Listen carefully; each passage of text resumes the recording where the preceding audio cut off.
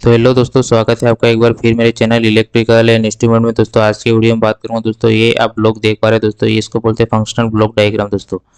इस ब्लॉक का क्या नाम है दोस्तों, इसका उपयोग हम कहाँ करते हैं दोस्तों, और जो भी इसमें लिखा है जैसे कि ई एन ओ लिखा है, E N O, O U T, O V, C V, A S P, इन सब का मतलब क्या होता है दोस्तों, इस वीडियो में हम देखने वाले हैं। जो भी दोस्त हमारे इंस्ट्रूमेंट या इलेक्ट्रिकल से बैकग्राउंड रखते हैं उनके लिए वीडियो बहुत ही खास होने वाला है। तो वीडियो में लास्ट तक बने रहिए। वीडियो पसंद आए तो लाइक करें, चैनल को सब्सक्राइब करें दोस्तों। सबसे पहले मैं बात करूँगा दोस्तों कि यहाँ पर आप देख पा रहे हैं दोस्तों, ये ब्लॉक है। ब्लॉक में सबसे आपको सेंटर में देखिएगा दोस्तों सी यू लिखा हुआ। सी यू का मतलब होता है दोस्तों कि कंट्रोल यूनिट। कंट्रोल यूनिट भी बोल सकते हैं हम, दूसरा नाम इसका होता है कंटिन्यूस कंट्रोलर भी बोल सकते हैं दोस्तों। कंटिन्यूस कंट्रोल इसलिए बोलेंगे दोस्तों क्योंकि ये दोस्तों कंटिन्यूस वर्क करता है। कंटिन्यूस कैसे वर्क करेगा दोस्तों, जो ब्लॉक है दोस्तों ये एक पीआईडी का कंटिन्यूस ब्लॉक कंट्रोलर है दोस्तों। पीआईडी कंट्रोलर भी हम शॉर्टकट में इसको पीआईडी कंट्रोलर भी बोल सकते हैं दोस्तों।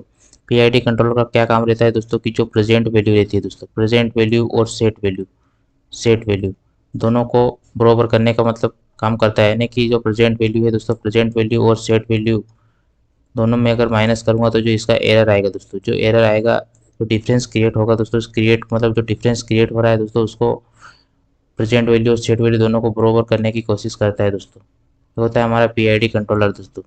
इसका उपयोग हम ज़्यादातर जो हमारा प्रेशर है, प्रेशर हो गया, आपका टेम्परेचर हो गया, फ्लो हो गया, लेवल हो गया, इन सब चीज़ों को कंट्रोल करने के लिए मतलब एक क्लोज लूप कंट्रोल सिस्टम बनाते हैं दोस्तों। इसको क्लोज लूप ऑटोमेटिक कंट्रोल होता है दोस्तों, इसके लिए हम इसका उपयोग करते हैं दोस्तों।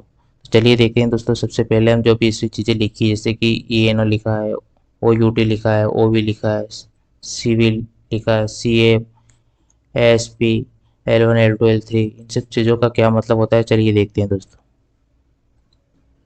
सबसे पहले मैं बताता हूँ, जैसा कि मैंने बताया इस कंट्रोलर का नाम है पीआईडी कंट्रोलर। पीआईडी कंट्रोलर जैसे कि मैंने बताया इसको कंट्रोल यूनिट या एक कंट्रोल लूप सिस्टम की तरह काम करता है दोस्तों। इसमें सबसे पहले मैं बता दूं दोस्तों, जो इस साइड आप देख पा रहे हो दोस्तों, जितना भी इस साइड देख पा रहे हो दोस्तों, ये होता है दोस्तों हमारा इनपुट पैरामीटर। इसको बोलते हैं हम इनपुट पैरामीटर।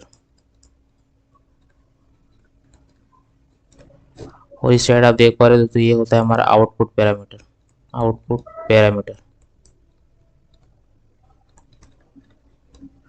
तो यहाँ तक आपको समझ में आ गया है दोस्तों। इस साइड जितने भी है वो इनपुट से पैरामीटर बोलते हैं, और ये हमारा आउटपुट निकलता है दोस्तों। इसके बाद हम देखने वाले हैं दोस्तों, जितने भी हमारे इनपुट पैरामीटर है, आउटपुट पैरामीटर का शॉर्टकट नाम लिखा हुआ है दोस्तों। शॉर्टकट इसका पूरा नाम हम समझेंगे दोस्तों, इसका उपयोग क्या होता है और क्या नाम है इसका। सबसे पहले मैं बता दूं दोस्तों कि यहाँ पर ई एन लिखा है, ई एन का मतलब होता है इनेबल। ई एन का मतलब होता है इनेबल। उसके बाद आपको लिखा है पीवी। पीवी का मतलब होता है प्रोसेस वैल्यू बोल सकते हैं दोस्तों, प्रोसेस वैल्यू। प्रोसेस वैल्यू हमारे कहाँ से आती है दोस्तों, जहाँ पर भी जैसे कि कोई ट्रांसमीटर लगा है दोस्तों, पीटी प्रेशर ट्रांसमीटर से जो वैल्यू आएगी दोस्तों वो हमारी रियल ब्लॉक में जाएगी, रियल ब्लॉक के बाद स्केल ब्लॉक में आएगी, उसके बाद हमारे आएगी कंट्रोलर में दोस्तों, उसके बाद हमारी आएगी कंट्रोलर में दोस्तों। तो हमारे यहाँ पर जो पीवी लिखा है प्रोसेस वैल्यू मतलब इनपुट, हम जो भी ट्रांसमीटर हो गया, लेवल ट्रांसमीटर हो गया, टेम्परेचर ट्रांसमीटर हो गया, फ्लो ट्रांसमीटर हो गया, जितने भी प्रोसेस वैल्यू आ रही है, रियल वैल्यू आती है, वो हम पीवी ब्लॉक में ऐड करते हैं दोस्तों। फिर आप नीचे देखोगे दोस्तों एसपी लिखा है। एसपी का मतलब होता है सेट पॉइंट। जो भी हम सेट पॉइंट देते हैं, जैसे कि हमें जो वैल्यू चाहिए दोस्तों, प्रेजेंट वैल्यू जो आ रही है और set value. Present value field से कुछ भी आ सके, प्रेजेंट वैल्यू जो भी है, जैसे कि परसेंटेज में मैं बात करूं दोस्तों कि 70% वैल्यू है हमारी, हमें सेट वैल्यू है दोस्तों, सेट पॉइंट हम 50% का देंगे तो वो दोनों को बराबर करने की कोशिश करता है दोस्तों।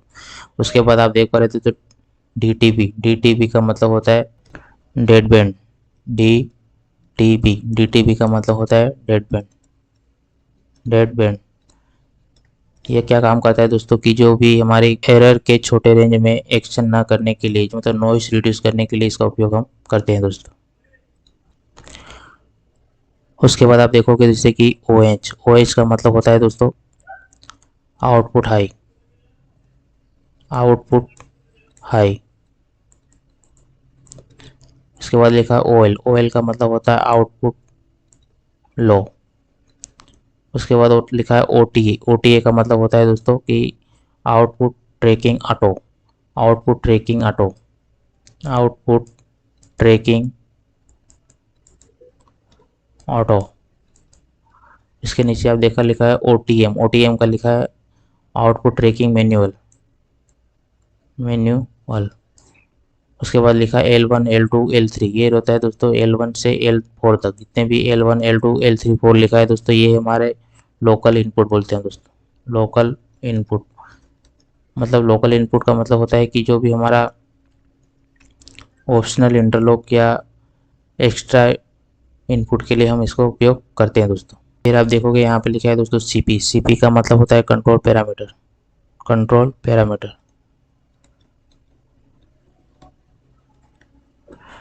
कंट्रोल पैरामीटर का मतलब होता है कि दोस्तों जो कंट्रोल ट्यूनिंग के लिए पैरामीटर रहता है, जो रेफरेंस लेता है, PID का रेफरेंस लेता है इसमें। TR का मतलब होता है tracking request. Tracking request tracking request है दोस्तों। उसके बाद आपको लिखा है दोस्तों यहाँ पे TD। TD और CD। TD और CD। TD और CD का मतलब होता है दोस्तों टाइम डेरिवेटिव और कंट्रोल डायरेक्शन। TD का मतलब होता है TD का मतलब होता है टाइम डेरिवेटिव। और CD का मतलब होता है दोस्तों कंट्रोल डायरेक्शन। कंट्रोल डायरेक्शन ये देखोगे आप दोस्तों यहाँ पर MDI का मतलब होता है दोस्तों manual direct input. Manual direct input. फिर आप देखोगे MOD का मतलब होता है मोड। कौन कौन से मोड रहते हैं दोस्तों? हमारा ऑटो और मैनुअल दोस्तों। उसके बाद आप देखोगे यहाँ पर DGS और DGS और DGO का मतलब होता है डिजिटल सिग्नल इनपुट। और यहाँ पर O का मतलब होता है डिजिटल सिग्नल आउटपुट। फिर आप यहाँ पे देखोगे नीचे, इसके जस्ट नीचे देखोगे तो आपको लिखा हुआ है MI MA और MM। इनका मतलब होता है MA का मतलब होता है कि मोड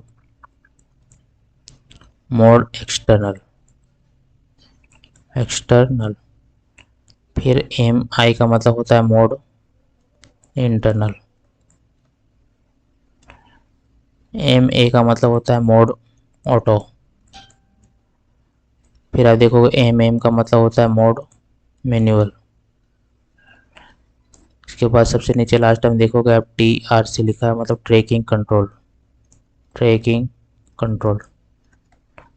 तो ये दोस्तों हमारे जितने भी इनपुट साइड के पैरामीटर थे कंप्लीट हो गए। अब हम समझेंगे आउटपुट साइड के पैरामीटर। दोस्तों आउटपुट साइड के पैरामीटर आप देखोगे ENO का मतलब होता है इनेबल आउटपुट। आउटपुट मतलब जो आउटपुट है उसको इनेबल डिसेबल करने के लिए इसका उपयोग किया जाता है। उसके बाद लिखा आउट का मतलब होता है जो भी हमें आउटपुट मिलता है, PID आउटपुट जो भी, जैसे कि इनपुट में मैंने जैसे कि बताया यहाँ पर प्रेजेंट वैल्यू जो PV है, यहाँ पर हम कोई से PT प्रेशर ट्रांसमीटर से जो प्रेजेंट वैल्यू देंगे दोस्तों, उसके बाद जो भी ब्लॉक वर्क होना होगा वो वर्क होके आपको आउटपुट में PID आउटपुट यहाँ से मिलेगा दोस्तों। उसके बाद लिखा है आपका OV का मतलब होता है दोस्तों वैल्यू आउटपुट वैल्यू लिखा है सी का मतलब होता है इनेबल। मतलब इसका मतलब होता है कि जो हमारा कंट्रोल लूप है दोस्तों एक्टिव या इनएक्टिव करने के लिए इसका उपयोग किया जाता है। फिर लिखा है आपको ASP का मतलब होता है एक्चुअल सेट पॉइंट। फिर आप नीचे देखोगे L1 L02 L03 और L04। इसका उपयोग जैसे कि यहाँ पर जो L1 L2 L3 था दोस्तों, इसका उपयोग क्या करता था दोस्तों? एक्स्ट्रा इनपुट था दोस्तों। ये एक्स्ट्रा हमारा एक्स्ट्रा आउटपुट हो जाएगा दोस्तों। मतलब इसका उपयोग जैसे कि कोई इंडिकेशन लेना है या अलार्म, इसके लिए हम इसका उपयोग करते हैं दोस्तों। फिर आप देखोगे AM का मतलब होता है सम मिशन मतलब जो टोटल, किसी को अगर टोटल करना रहता है total combine output, total combine output. फिर आप देखोगे नीचे एस आई ई का मतलब होता है signal internal enable, signal internal enable enable. फिर आप यहाँ पे देखोगे दोस्तों लिखा है एस टी ए का मतलब होता है status reset, status reset.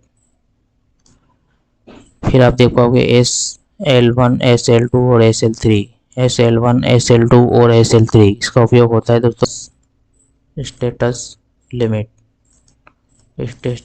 Status limit 1 और 2 3 4, यानी कि जैसे कि कोई अलार्म या इंडिकेशन के लिए करते हैं, उसके बाद आप यहाँ पे देखोगे दोस्तों ERR का मतलब होता है एरर, जैसे कि प्रेजेंट वैल्यू आपकी और जो सेट वैल्यू, तो प्रेजेंट वैल्यू है और सेट वैल्यू, जो सेट आपने सेट वैल्यू दी है दोस्तों, दोनों का जो डिफरेंस क्रिएट होता है उसको बोलते हैं हम एरर, तो वहाँ पर एरर है दोस्तों। फिर आप देखोगे यहाँ पर एस टी ए का मतलब होता है स्टेटस का मतलब होता है कि जो ब्लॉक है हमारा हेल्दी है या फॉल्टी, जो ब्लॉक का स्टेटस देखने के लिए यूज़ होता है दोस्तों स्टेटस दोस्तों। तो आज की वीडियो में हमने जैसे कि जाना है जो ब्लॉक है दोस्तों, ब्लॉक में कहाँ उपयोग करते हैं दोस्तों, तो ब्लॉक का जितने भी हमारे temperature, pressure, level, flow control के लिए, मतलब एक कंट्रोल लूप बनाने के लिए PID कंट्रोल का जहाँ हमें ज़रूरत पड़ती है दोस्तों, वहाँ पर इस ब्लॉक का हम उपयोग करते हैं दोस्तों। जैसे कि कोई कंट्रोल वाल हो गया दोस्तों, या कोई लेवल कंट्रोल करना किसी टैंक का, तो दोस्तों वहाँ पर इस PID कंट्रोलर का उपयोग करते हैं दोस्तों। यहाँ पर हमने सीखा कि अलग अलग जैसे कि जितने भी हमारे इनपुट ब्लॉक या आउटपुट साइड पैरामीटर है दोस्तों, इनका क्या क्या मतलब होता है दोस्तों, सभी वीडियो हमने देखा। तो जितने भी हमारे इस ब्लॉक में इनपुट साइड पैरामीटर थे, आउटपुट पैरामीटर हो, तो दोस्तों हमने सब में डिटेल से हमने देखा दोस्तों कि इसका क्या मतलब होता है दोस्तों।